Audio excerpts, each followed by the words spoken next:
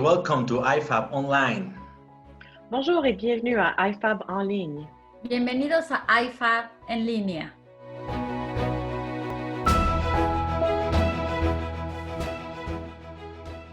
Hello and welcome to this session. Today we'll be talking with two wonderful fundraising professionals with experience in Latin America.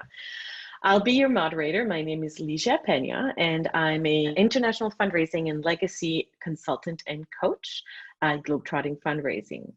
My experience stems, my gosh, maybe 20 years now working in small, medium, and large international NGOs, always as a fundraiser and in communications. More recently, I was the Global Legacy Manager at Greenpeace International. And so I am excited and very happy today to introduce you to Andrea Diaz de Solano and Alex Ferez. And so I will let Andrea and Alex introduce themselves. Thank you, Ligia. So yes, my name is Andrea. I've been working for more than 15 years in fundraising. I ended up doing fundraising for, a very, interesting and I would say it was destiny. For me, I studied international relations. I worked for the government in Mexico doing international relations for them. And then I ended up in London to do a master's degree at the LSE. I was supposed to go back to work after a year finishing my master's, but I then decided to stay. And I started to work in the Mexican embassy as a deputy director for the Minister of Politics. And I worked there for 3 years. And then I realized I was a little bit tired of politics and I wanted to change my career path and see the impact of my actions more directly. So I was a volunteer for a small charity then, and I really liked the work of the charitable sector. So I decided to just get into the sector and been 15 amazing years. I think I have seen the impact of the money I've raised, and it's really very rewarding. So my main experience has been in high net worth individuals, so raising money from very wealthy people across Europe, Asia, but also in Latin America. And I worked for more than 10 years for the Royal Botanic Gardens queue. So I was involved in conservation and raising money for scientific research, but also related to conservation of biodiversity. And then I moved to education. So I'm now the director of philanthropy partnerships and engagement for a college. It's called UWC Atlantic, and I'm still, now I work, overseeing a whole team doing fundraising in different areas. But I don't know if you want me to get into my experience in Latin America, or would you like Alex to introduce himself first? Well, I can introduce myself first, and then, of course, we can move forward. Well, thank you very much. I'm so happy to be with you here. You are Andrea. You're amazing experience, Ligia. I guess we can do something together later. Okay, we can speak. So anyway, I'm Alex Ferez.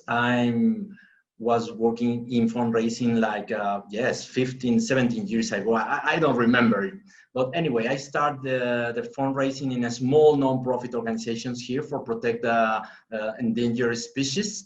Then I moved on other international organizations like Greenpeace, SOS, Children Villages, Medicines Sans Frontières, UNHCR. So my experience mainly was focused on marketing and individual giving fundraising. I mean individual giving in terms of massive fundraising, in these terms I call the Netflix model, of course.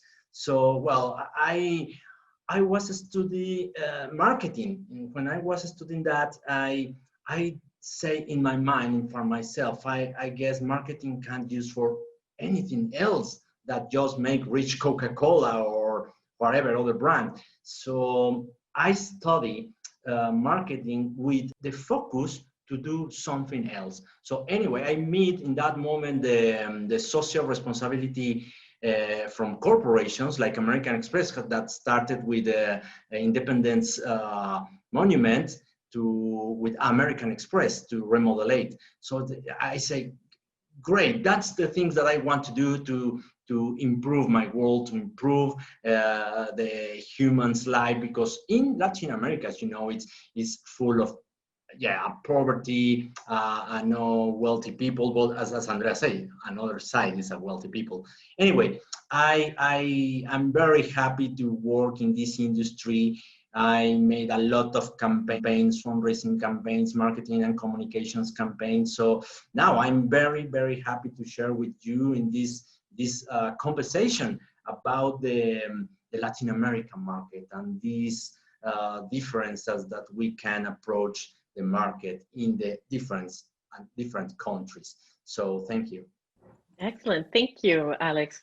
So, well, seeing as you were talking, Alex, do you want to start the presentation and talk about things you've learned and observed, and what, you know, if you were sitting in front of a fundraiser in Asia or in Europe who is interested in learning more about fundraising in Latin America, what would be the things as a individual giving professional and expert, what would be the things that you feel are absolutely necessary for them to know in order to be successful in fundraising in Latin America?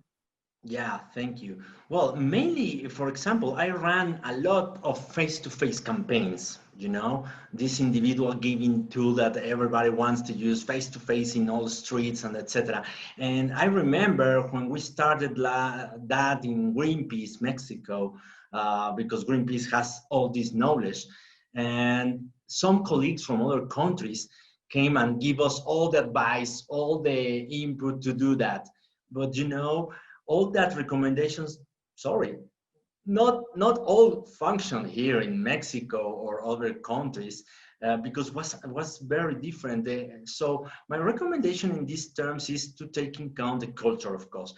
Of course, in our country, Mexico is so large than like Brazil is so large countries that has a different cities, and these different cities has their own regional behaviors, cultural and languages. So this is very different to approach them in the Mexico City or in the northern of the country. You know, I guess this is the same in all over the world, but I can tell you, when my exchange experiences with my other colleagues, they say, oh really, that's very different. Yes, it's very different for terms in face-to-face. So as the other companies are, as Amazon or Shopify or these international companies that came to Mexico, they also try to understand the culture, how they can approach with these specific words to ask them to sign to the service, in this case, to sign up to the donation.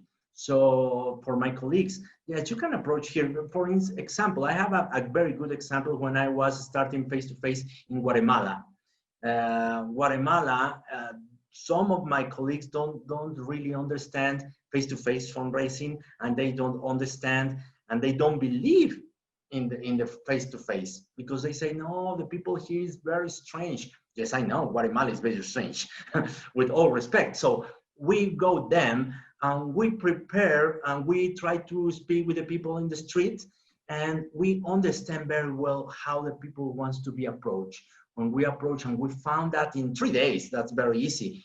So in that moment, we made our speech to approach them, and we signed, I remember, 300 new donors only in 1 week. You can believe it. So that was amazing for the region example. In other case, Brazil is more slow.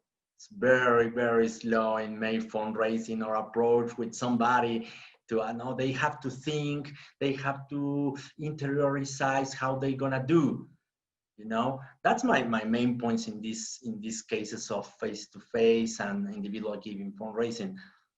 Andrea, what do you think about, because you contact with high net worth individuals? Well, it's quite similar. I mean, I really agree with you that if someone wants to do fundraising in Latin America, they need to do their homework first. They need to understand and do the research properly about where are they going, what's the country about, what's the culture, what are the social structures, who are the key players, you know, in terms of, you know, in my experience, you know, working in Mexico, As I said, I had the opportunity to work for Kew Gardens, and it's a very well-known brand in the region. So that helped us to open doors very, maybe quicker than for other organizations. But apart from that, I think it helped that obviously I speak Spanish, and I understood, also what are the social interactions. So I think you need to do your homework, understand who are the key players, who are your prospects, who are your potential donors, and what are they interested in, understanding, as I said, that these, in my case, billionaires or major donors, they wanted to make an impact in their country. So for us, Q, it was potentially, for them interesting, because Q has been working for many years in the region, and it was not a quick fundraising that we just wanted to go there and get money out of the country, but it was more about a long-term investment. So our scientists, they have been working and building relationships with local scientists for 20 years. So I think people, they need to also think about long-term investment. If you're going to do fundraising in another region, you cannot just go, arrive, get money out and go. I think people, they need to see that you're committed to the region, that you really care about the region, that you really understand them.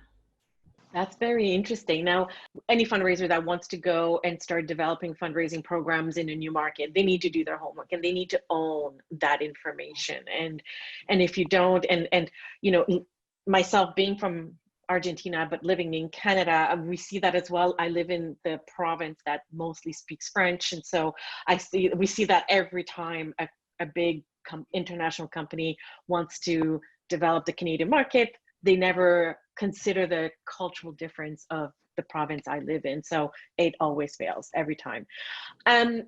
There's also another element that is incredibly important in understanding all this. Two different things. First of all is the maturity level, the maturity of the philanthropic culture in Latin America. It's not as developed. So I'd love for you two to talk a little bit about that in your experience, having perhaps also worked in other markets outside of Latin America, how it differs. But then adding to that the complexity of the element of, which is also related to the maturity level of the philanthropic culture in Latin America, is the trust of people towards the nonprofit sector. Every Edelman always comes out with the trust barometer, and we always see that in Latin America, the numbers are really, really low, that people don't trust government structures, don't trust nonprofit sector. So can you speak a little bit about how that impacts your efforts, both as for individual donors, but also for high net worth individuals for fundraising? I guess, yeah, as we all know, fundraising and philanthropy in Latin America is quite incipient compared to what you have in Europe and obviously North America, which is, really developed. But I think it's growing. I mean, I can see the difference from 10 years ago. I think many, many more companies, are realizing that they need to be seen as doing some goodness, or impacting socially to be able to keep selling, which I think it's a big transformation. And as we are, in the case of Mexico, our major partners are the USA, and obviously we have a strong influence on how things are sold, how they're marketed. And I think that transformation in the business sector has affected also philanthropy. So we have lots of, in the case of the high net worth individuals, the billionaires in Mexico, they all have their own foundations. They really care about conservation. They have their own, or education, or different areas. They have their own interests, and each of them, they have created their own family foundation, their own private foundation. I don't think we still can see private professional foundations where you could apply directly to the foundation. I think you need to have a relationship with these family foundations for them to give to your project. So it's not that as applying for, a gift from the Sainsbury Foundation that we can see here in the UK, where there are deadlines and you can apply online, or the HLF, the Heritage Lottery Fund. I don't think we're there yet. They are foundations, but they are run by families, and they have their own interests in terms of the wealthy families. But I think the companies is a different game. It's a different game because we have lots of multinational companies in Mexico and other Latin American countries, and they are also doing, giving back to society. But over to you, Alex. I don't know if you have had the same experience. Well, about philanthropy, Maturi, is, since I start this career, I see how it's growing, this philanthropy, but I want to more deep in that because I think the Latin America people all over the region, I guess all we have, because I am Latin American, of course, I am Mexican, as you, Andrea, so I guess all we have some little piece of DNA of solidarity, of human being, of course, of do something good, this DNA of help others, each others. So more than the philanthropy maturity, I see how we can motivate and start that fire or the willing to the people to do that donations or do something for the environment, do something for other person, in this case for poverty. Of course, we live in this region with a lot of disadvantage between wealthy and very rich persons and other middle class and other are very poorest people here in Latin America. So when you came to this market, you have to understand that the people is willing to donate, is willing to help, is willing to support, but how you can do that? How you can start that engine in the population, in the citizens? That's from one side, right? I see the other part, of course, the corporations are pushing to this social responsibility that is fine, and the people and the citizens are seeing, okay, they are doing good things, so I can do that by myself.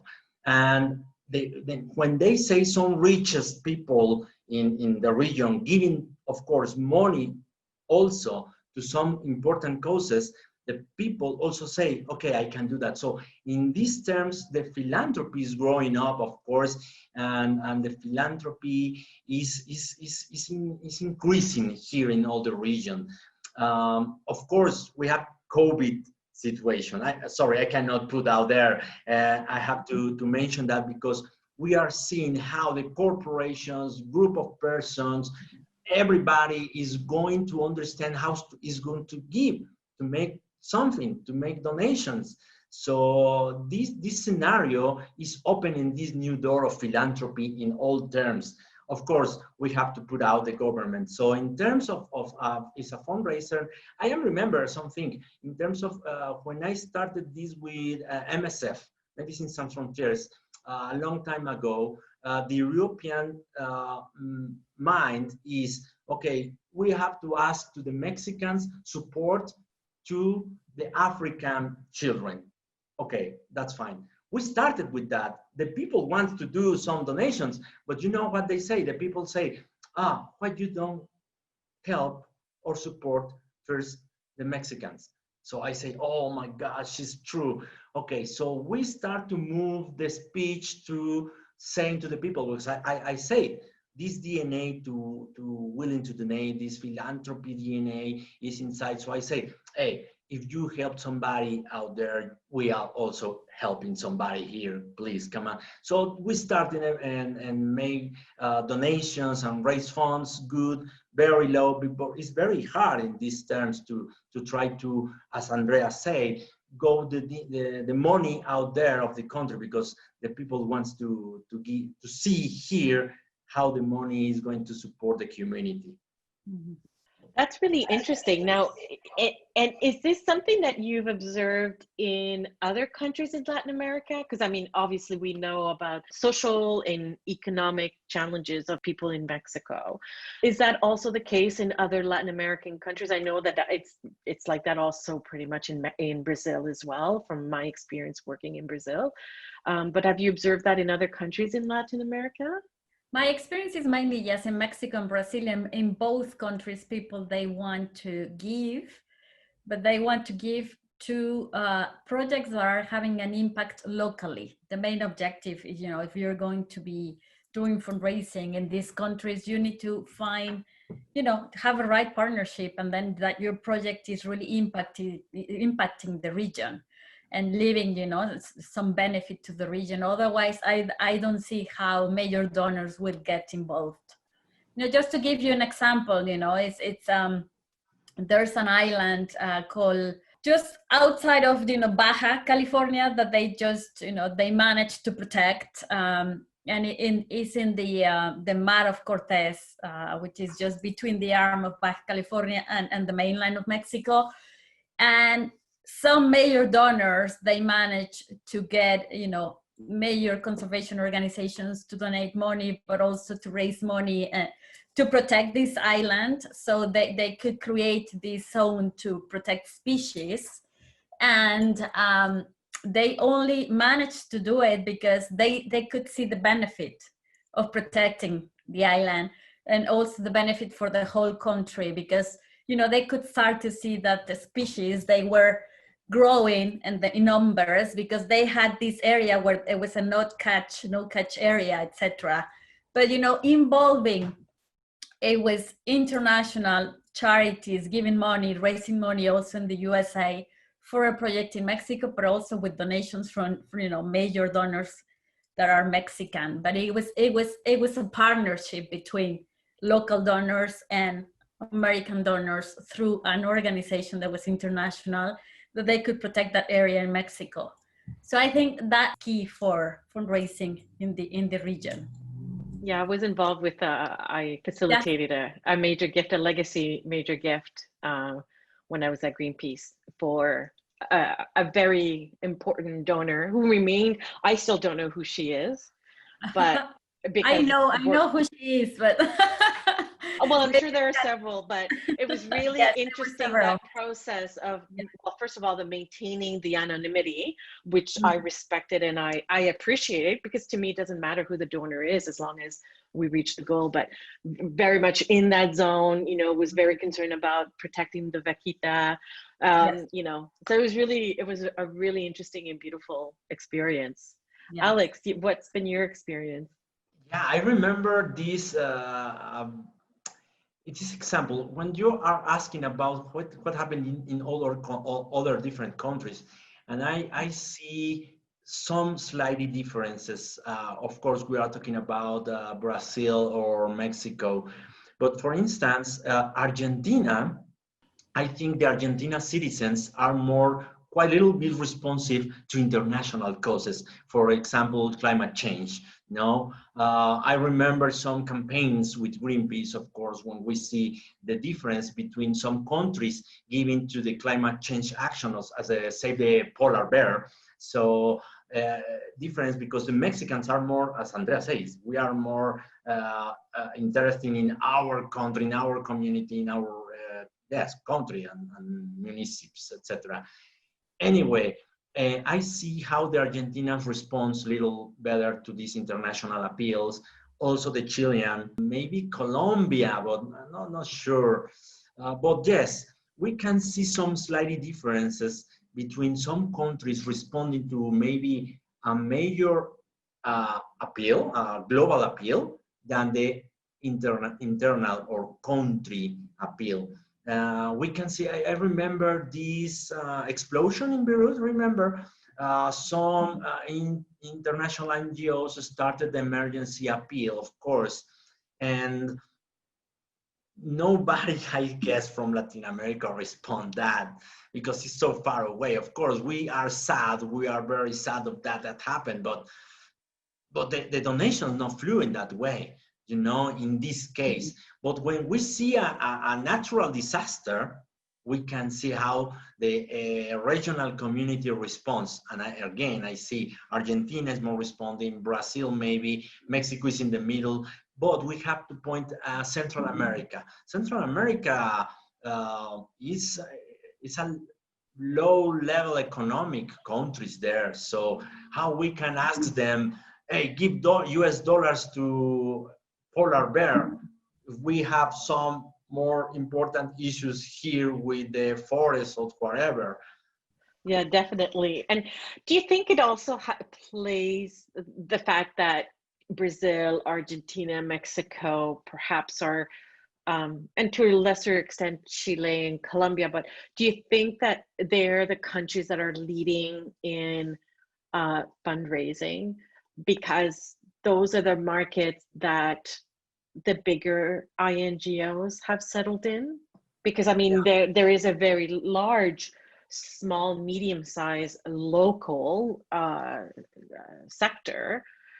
So I guess my question is it from like a push-pull kind of approach where the local organization don't have enough clout, I guess, and I guess this ties in with a little bit, Andrea, what you touched on when you were introducing yourself about the brand recognition and so on, and Alex, in terms of your love about marketing. So how does that play in the sector's capacity to grow and have more, I don't want to say more power, but take a bigger part of the market in comparison to the large INGOs that are working in these markets? I mean, there are many elements that we need to take into consideration. I think, I could see that many business leaders, for example, in Mexico, they were really concerned about building institutions where, people could trust and also channel donations through them, that they could also encourage other businesses to give back. And, I don't know, if you have a salary, you can give part of your salary, and then, the company could do the match, of your donation.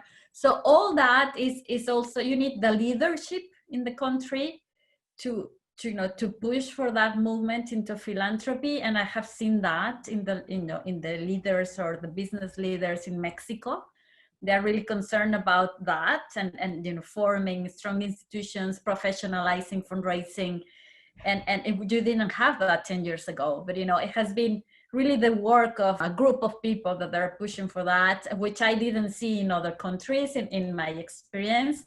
And I think that's one element that really helps the sector. And another one is obviously is how the economy is working in the country. If the economy is not strong and stable, I think philanthropy, it's a secondary, priority, as Alex was saying. If you don't have, what to eat today, you can't think about, giving back. So that's really related. And I think I can see that in terms of, the bigger economies in Latin America, such as you were saying, Brazil, Mexico, and maybe Colombia, they have had more stable economies, hence, this sector has developed, and you don't see that in countries like Central America yet, because they are dealing with other more, I would say, urgent problems, and there's no that stability. So I think that's another element that we need to take into account for the development of the sector. Another one, the third one, I would say, is also the influence of international organizations, as you were saying. I think Greenpeace has a strong influence in Mexico, for example. Or there are other big organizations that they have been pushing for the conservation of nature that are international, that they, as you said, they have been established in Mexico, that are pushing for changes in different sectors. So I think the combination of these three, they're really helping some countries to develop the third sector.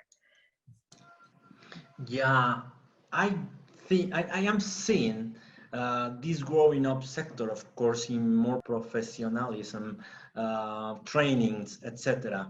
During this pandemic, of course, we see a lot of webinars all over the world, a lot of information about it.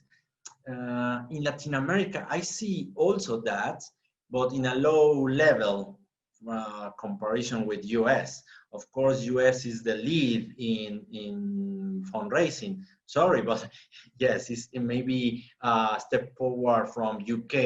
We know UK has this philanthropy cultural a DNA.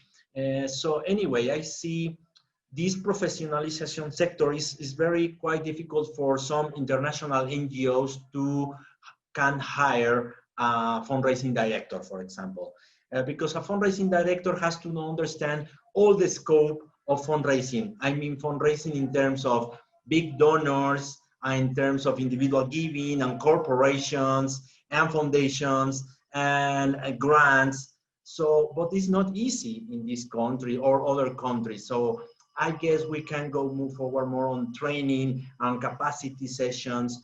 Anyway, I see in the lead Mexico, of course, Brazil is on that, Argentina is on that. We have some associations there that is working. Also Colombia is working on that. Another part of this continuous evolving of the fundraising is because, again, I see how international NGOs struggle to hire some fundraising director to cover all that. It's very quite difficult because maybe they can understand and can find somebody expert in major donors, of course, or grants, but not in individual giving. Or you can find somebody very expert in individual giving, but don't in grants. Anyway, with some experience, Andrea and we have a lot of experience with that, and we understand all that scope of fundraising channels that we understand. And of course, I know all about of these channels, and I love all that channels that make me passion. My passion is individual giving, of course. So yes, I am willing to make any training to anybody who needs support here in Mexico or the region to do that. So that's we are here in IFAB to try to these exchanges of ideas, of knowledge, etc.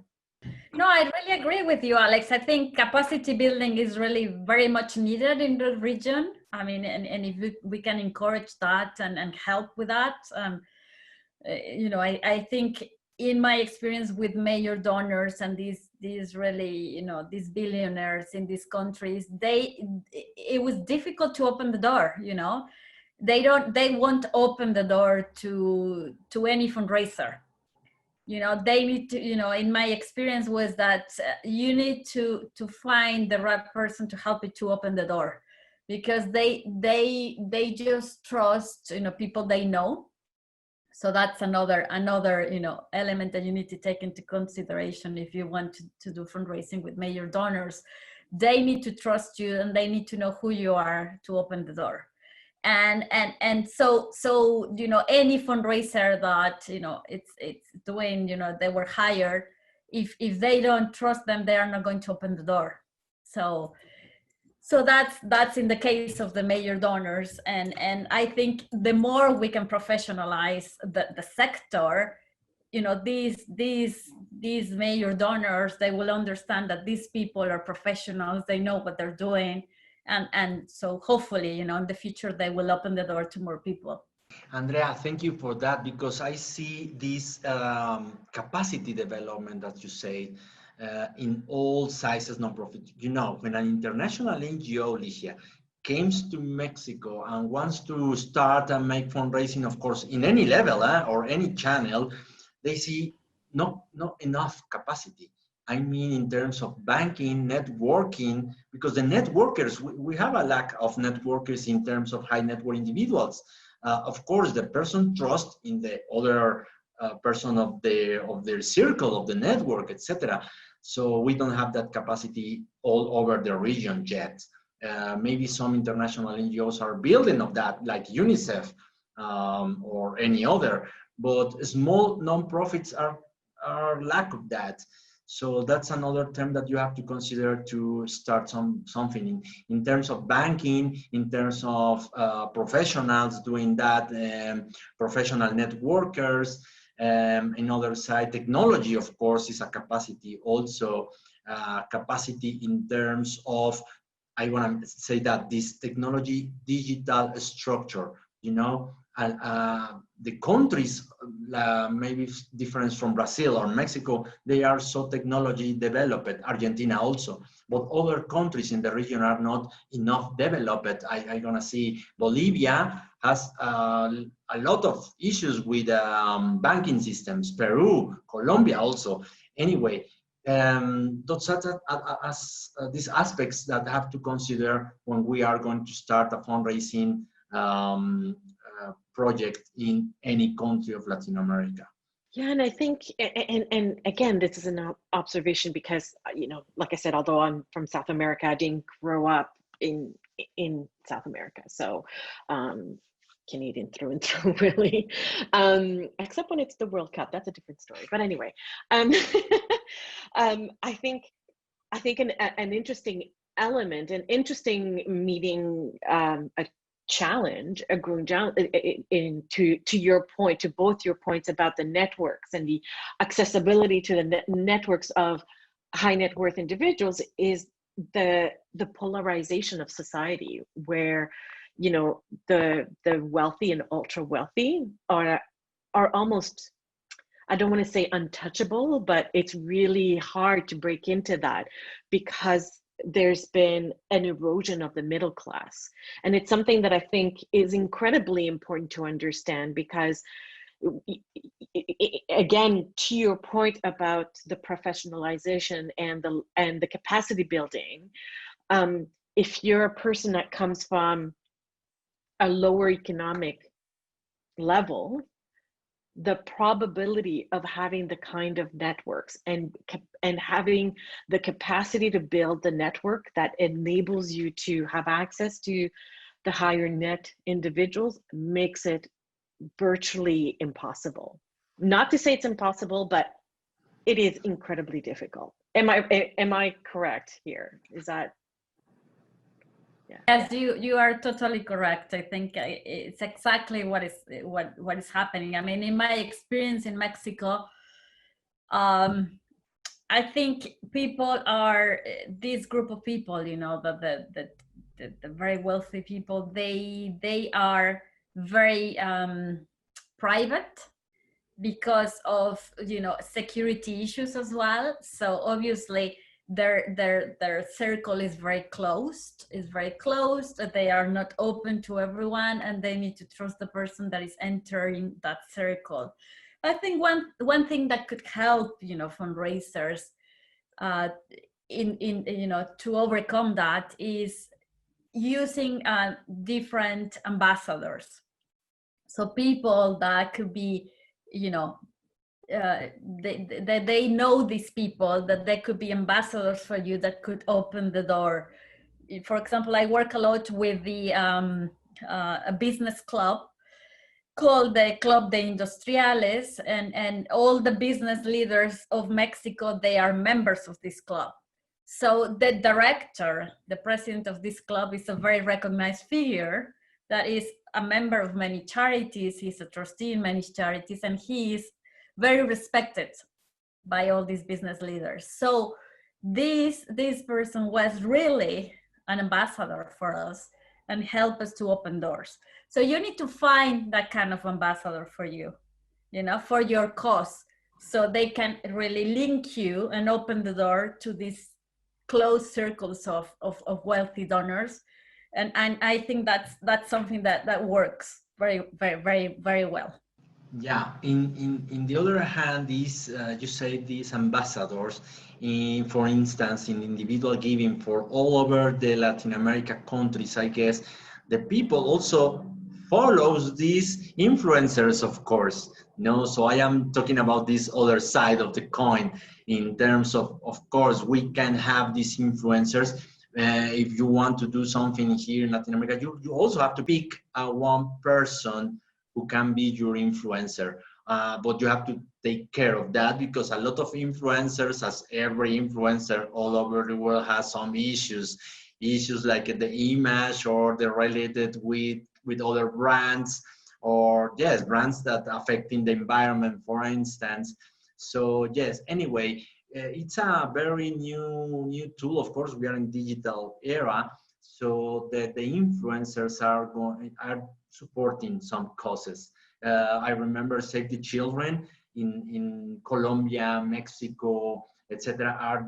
are doing a very well job here in the region with these influencers, asking to the people to involve, etc. So yes, it's the two parts of the coin. You can choose a big ambassador, high net worth individual, and on the other hand, influencers. Maybe they are know each another. So this is another important point about it. Yeah, that's, on the other hand, I want to say all these elements that we are talking about is capacity, ambassadors, influencers, and sorry, I missed that in my presentation, but that's why I made this agency, Latin Aid, who Latin Aid can connect all that, maybe providers or maybe consultants or maybe other professionals in the sector, to give to the international or national NGOs that need to follow or find these tools and supportive to make the fundraising programs.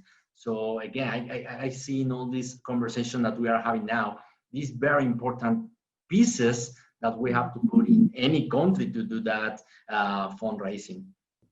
That's really interesting. So if a fundraiser is mandated to start raising funds in Latin America, and of course, perhaps it's going to be more focused on Mexico because of both of your experience, what would be the things that you're sitting in front of them having coffee, and what would you say to them are the channels and the approaches that they should look at first, like things that they should really be focusing on at first for the first 2 years, 3 years? As I said, I think the first thing is to do your homework, to do your proper research. The other thing is to understand, what is really the strategy of your organization in that country, in that region.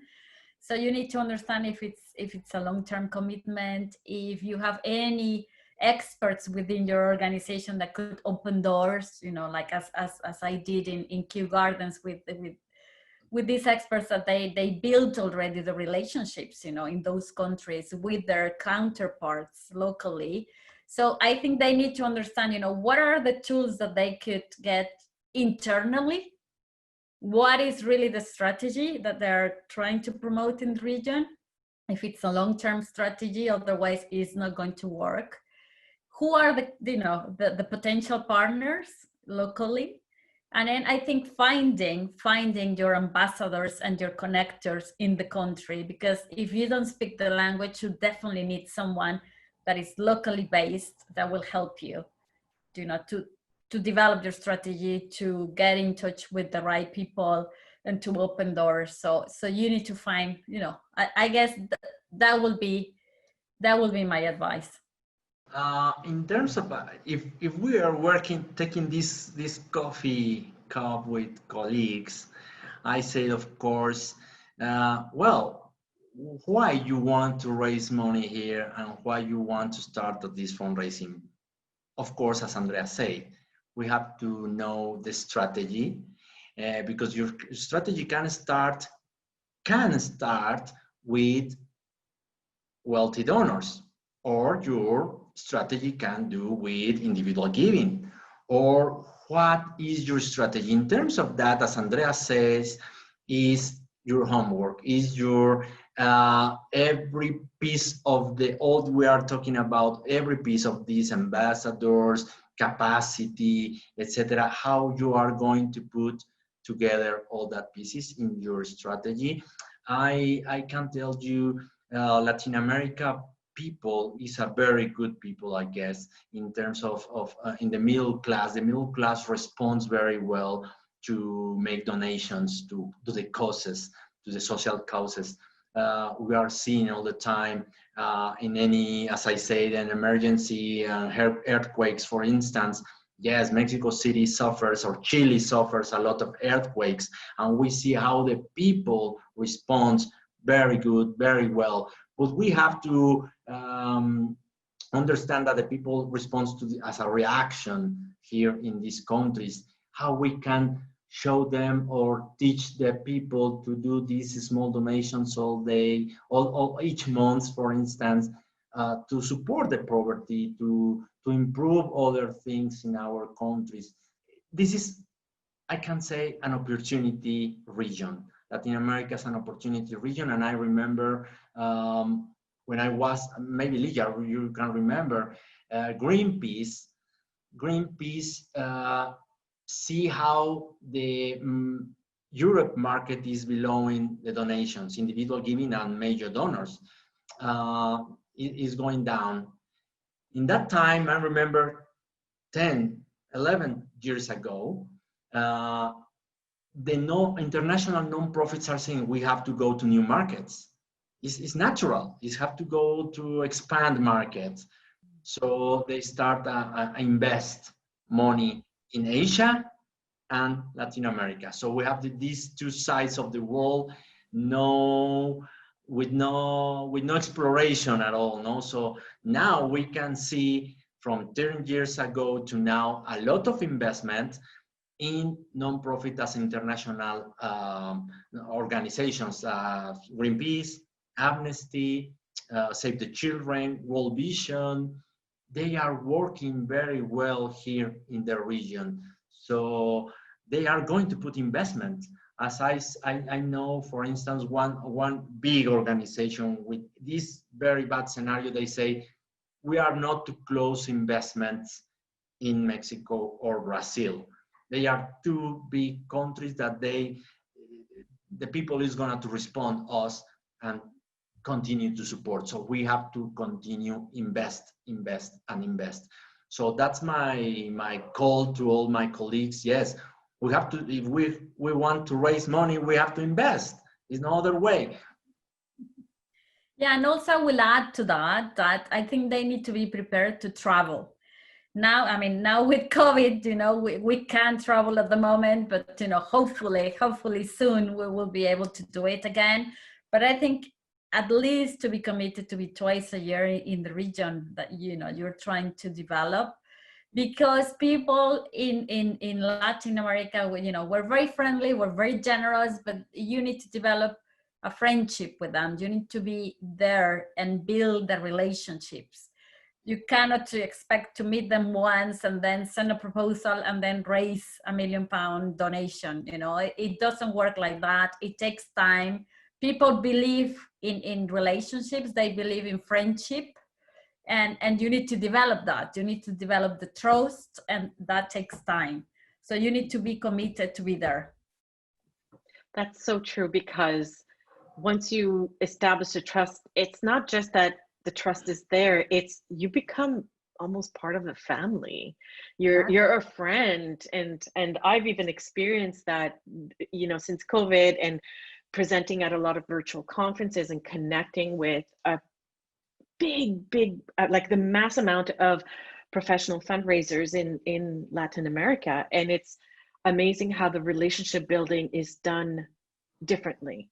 And it's nice being from North America, being, brought up in a completely different cultural environment, and then reconnected in that way, the Latin American way that is so warm and welcoming and open and thirsty for knowledge, which goes back to the point you both were making a few minutes earlier about the thirst and the need for capacity building. And I think if, this whole COVID situation, and I'd love for us to talk a little bit about how COVID has impacted fundraising in Latin America. But I think if, the whole COVID situation is, very frustrating for everybody and very difficult for everybody. But the one thing I think it has done that has helped a lot the fundraising sector globally is the need for going virtual, so that we could be exposed to a lot more breadth and depth of experience and voices and everything. And I think that's been a huge plus, especially, for Latin American fundraisers. I presented at Aedros a couple of weeks ago, and it was just so amazing. It was so much fun to see that. So can you speak a little bit about how COVID has impacted your efforts in fundraising in Latin America? Well, I can't say at the moment, because I just work remotely, I just work remotely, and I haven't been able to travel. So that's one of the things that have, affected all my travel. I had to cancel. But I think on the positive side, as you were saying, Ligia, is that we have accelerated the process of being online and people accepting that. So we have transferred, all our fundraising online at the moment, and it has worked well. I mean, I don't think, long term this could be sustainable, because I really think that you need the face-to-face engagement, and maybe, people are open to this at the moment because there's no option to anyone. And as the whole world is living the same situation, it has made the world smaller in a way. I think for us, it has been very rewarding to see all the community of supporters really having had the time to think what's important to them and giving more because they care about your cause. So I think that's another positive side of the crisis at the moment. Just a little bit back about you are saying, Ligia. Yes, we are very warm in this region, but also, as Andrea saying, one part is the language. Of course, I want to raise that because I am remember a little bit some campaigns from World Food Program, UNHCR, etc. Campaigning on digital. Because we are talking about digital because COVID, or the campaigning are in English. So I cannot understand how they are wasting that investment money in digital is in English. So sorry for my colleagues, but you have to put it in Spanish, please, and in the local currency. You cannot ask in US dollars because US dollars or euro is so expensive in our countries. The exchange rate is a hit, is a punch in our countries. Argentina, Colombia, whatever country in Latin America has a very expensive exchange rate with US dollars. So please don't ask in US dollars. Maybe it's a wealthy donor. Yes, they understand in dollars, of course, no problem. But for individual giving, don't do that. In other hand, about COVID, as you are saying, I am see this as of course, it's a very frustrating. It's a very frustrating. But now it's an opportunity for the small and medium-sized NGOs to grow up. The grow up is in terms of digitalization, because why? They don't believe in the years ago, they don't understand, they don't know how I can raise money from internet. Sorry, but the internet is there. So now with COVID, the situation is an opportunity to that. Of course, again, I say, it's frustrating. We are a lot of persons sick out there. But now for NGOs is this opportunity to start raising funds, to start networking online, to start to do something online, to make communities on social networks.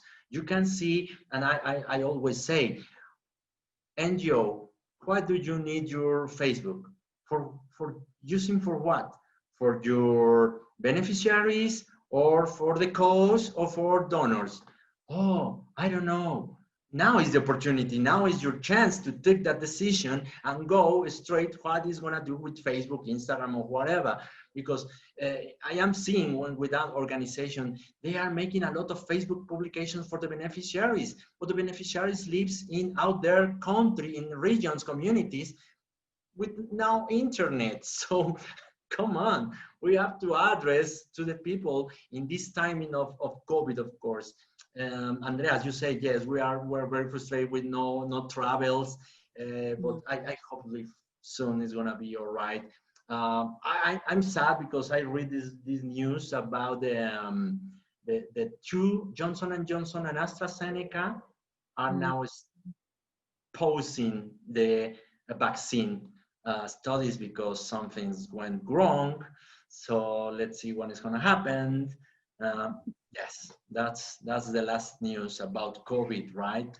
Again, it's an opportunity. Oh dear.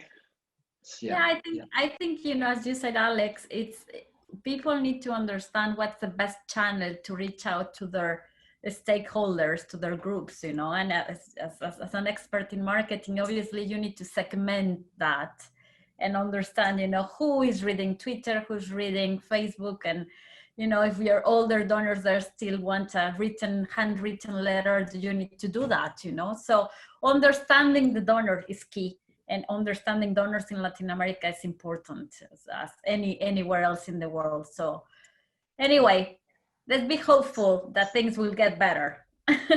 Absolutely. So that's a good segue because we have 3 minutes left. So as final thoughts, my question to you, and we'll give you like 1 minute to answer quickly so we can finish on time, is what do you think the future holds for Latin American fundraising sector, nonprofit sector, that could be useful for anyone fundraising in those sectors? Well, I would say it's the future looks bright. I think it's getting even more professional. As Alex said, people are generous. You just need to find a way to connect with them, to inspire them about your cause. As I said, to understand them well. So you use the right channel, the right language, the right, the right coin, etc. So I think there's a lot of potential. There's a lot to be done in terms of capacity building, but there's a lot of wealth as well. There are very wealthy people in the region that they could do a lot for many causes. So I think we just need to get to them and inspire them to give back. I see the same. I see as a big opportunity a region and countries with a lot of opportunities. The people maybe don't give money or donations because they don't have be asked for do that. So, and don't be asked in Spanish. Sorry for the language, but it's true for the biggest international NGO. So what I see these opportunities and opportunities to grow up and make more mature this region in terms of raise funds, in terms of philanthropy, in terms of do the well to the human being, for the humanity.